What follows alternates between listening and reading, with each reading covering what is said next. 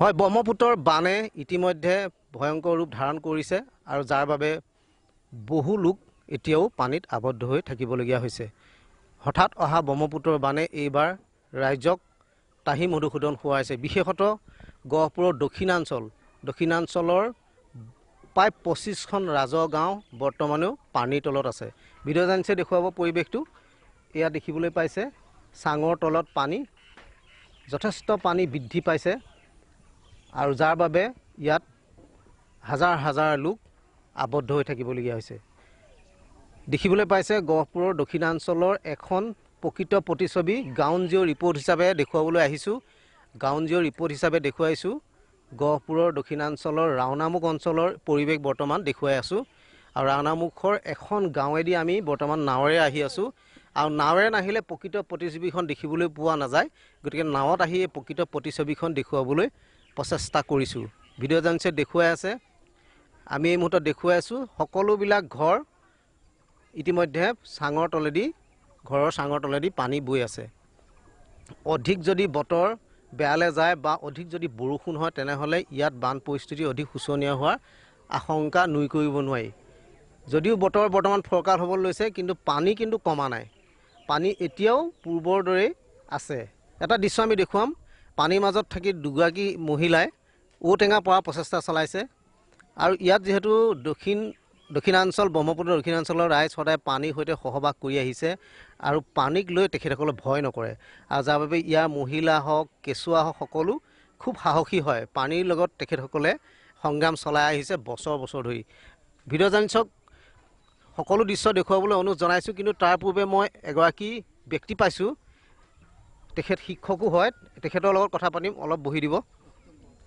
তেখেত আমাৰ লগত আহিছে নাৱত, তেখেতৰ জৰিয়তে সামগ্ৰিক প্ৰতিচ্ছবিখন জানিবলৈ চেষ্টা কৰিম। হয়, কওকচোন, এই কিমান মানুহ পানীত ডুবি আছে, কেনে পৰিৱেশ হৈছে? প্ৰায় আমাৰ ৰাউণ্ডমুখেই নহয়, গোটেই লুইনমুখ অঞ্চলৰ দক্ষিণাঞ্চলৰ প্ৰায় ইয়াত 5খন পঞ্চায়ত পানীত আজি প্ৰায় 7 দিনমান ডুবি আছে।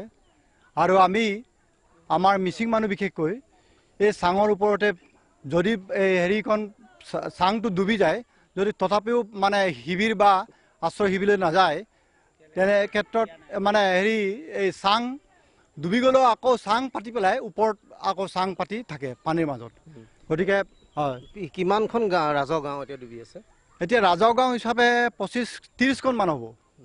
ইয়াত 30খন গাঁও পানীত প্ৰায় আজি 7 দিন ডুবি আছে, এসপ্তাহ। আৰু চৰকাৰী সাহায্য পাইছে নাই? চৰকাৰী সাহায্য এতিয়া জনপ্ৰতিনিধি বা কোনো চৰকাৰী সাহায্য বা পৰিদৰ্শনৰ আনকি সাহায্যটো বাদেই দিয়ক, এতিয়ালৈকে কোনো জনপ্ৰতিনিধি ইয়াত মানে মুখ মেলি চাবলৈ বা দেখা এটা দিবলৈ এতিয়ালৈকে অহা নাই। ইতিমধ্যেতো মানুহ পানীৰ সৈতে সৰহকৈ হাহাকাৰ কৰি আছে। খাদ্য সামগ্ৰী নাটনি, খাদ্য সামগ্ৰী প্ৰায় এতিয়া আপোনালোকে জানেই, নিজে আপুনি পৰিদৰ্শন কৰিছে যে এতিয়া বৰাল ডুবি গৈছে, কিন্তু ধান উখাব পৰা নাই। ক'ত এতিয়া হেৰি ক'ব, মানে পথাৰতে ধান নষ্ট হৈছে। হয়, ধান কাটিবই নোৱাৰিলে আওদান। তাৰপিছত মানুহবিলাকৰ আহাকাৰ এনেকৈ, আমাৰ কৰোণাৰ আতংক, ইফালে বানপানীৰ আতংক। পিছত এইটো বৰ গুৰুত্বপূৰ্ণ কথা ক'লে, এইটো কৰোণাৰ আতংক। কাৰণ মানুহ এতিয়া সামাজিক দূৰত্ব নিয়ন্ত্ৰণ কৰিবলৈ গৈছে, নিয়ন্ত্ৰণ কৰাটো সম্ভৱ নহয়। আমিও নাৱত আহিবলৈ বাধ্য হৈছোঁ। সামগ্ৰিক পৰিৱেশটো মই ভিডিঅ' জাৰ্নেলিষ্টক দেখুৱাবলৈ অনুৰোধ জনাইছোঁ। আৰু এনেধৰণে যিহেতু আমি আহি আছোঁ আৰু ইয়াৰ সামগ্ৰিক পৰিৱেশটো দেখুৱাবলৈ চেষ্টা কৰি আছোঁ। দেখিবলৈ পাইছে এগৰাকী মহিলাই কেনেকৈ উঠিবলৈ চেষ্টা কৰিছে, তেখেতে ঘৰখনলৈ বহু কষ্ট কৰি উঠিবলগীয়া হৈছে। দেখিবলৈ পাইছে যথেষ্ট এটা যি গ্ৰাউণ্ড জিৰ' ৰিপৰ্ট হিচাপে যি প্ৰকৃত প্ৰতিচ্ছবিখন বানৰ ইয়াতহে দেখিবলৈ পোৱা যায়। গতিকে দেখুৱাই আছোঁ, বৰ্তমান দেখি আছে এখন যথেষ্ট জনবসতিপূৰ্ণ এখন গাঁও, চৌদিশে ঘৰ, সন্মুখলৈ সেয়া পানীত আহি আছে। মই দেখুৱাবলৈ চেষ্টা কৰিম, দেখুৱাব ভিডিঅ' জাৰ্নেলিষ্টে। দেখিবলৈ পাইছে সেয়া আহি আছে পানীৰ মাজেৰে, কেঁচুৱা ল'ৰা ছোৱালীও এনেধৰণে পানীত সাঁতুৰি আহিছে। আচলতে ক'ব গ'লে ইয়াৰ ৰাইজ অভ্যস্ত কাৰণেহে ইমান ডাঙৰ বানপানী হোৱাৰ পিছতো ঘৰতে আছে, কিন্তু অন্যান্য ঠাইৰ মানুহ কিন্তু থাকিব নোৱাৰে। আশ্ৰয় শিবিৰত তেওঁলোক ঢাপলি মেলিবলগীয়া হৈছে। আৰু ইয়াতে ব্ৰহ্মপুত্ৰৰ বানে পচৰি ৰাইজক যথেষ্ট পৰিমাণে ক্ষতিগ্ৰস্ত কৰি আহিছে আৰু এইবাৰো তাৰ ব্যতিক্ৰম নহয়। সন্মুখলৈ অকণমান গৈ দেখুৱাবলৈ চেষ্টা কৰিম শেষবাৰৰ বাবে। সন্মুখৰ পৰিৱেশ এটাও আমি দেখুৱাব লাগিব, কাৰণ আমি যিহেতু নাৱেৰে আহিছোঁ, ইয়াৰ সামগ্ৰিক পৰিৱেশটো আমি দেখুৱাবই লাগিব, দেখুৱাই আছোঁ। আৰু সকলো লোক বৰ্তমান পানীত আবদ্ধ হৈ আছে, যথেষ্ট ঘনবসতি এইখন গাঁও। আৰু সকলোবিলাক আবদ্ধ, কিন্তু ঘৰতে আবদ্ধ আছে, কিন্তু চৰকাৰীভাৱে যি সাহায্য পাব লাগে ইতিমধ্যে এগৰাকী ব্যক্তিয়ে আমাক ক'লে পোৱা নাই। গতিকে সেই ক্ষেত্ৰত জনপ্ৰতিনিধিৰ ওপৰতো তেখেতে মন্তব্য ৰাখিছে যে অহা নাই, খবৰ লোৱা নাই। যথেষ্ট গুৰুত্বপূৰ্ণ বিষয় ক'ব লাগিব।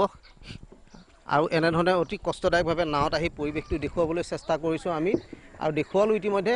যথেষ্ট কষ্টদায়ক, এইকেইদিন এসপ্তাহ অধিক দিন ধৰি পানীত আবদ্ধ হৈ ৰাইজে সময়বোৰ অতিবাহিত কৰিছে। পানী শুকাব, পুনৰ স্বাভাৱিক অৱস্থা আহিব।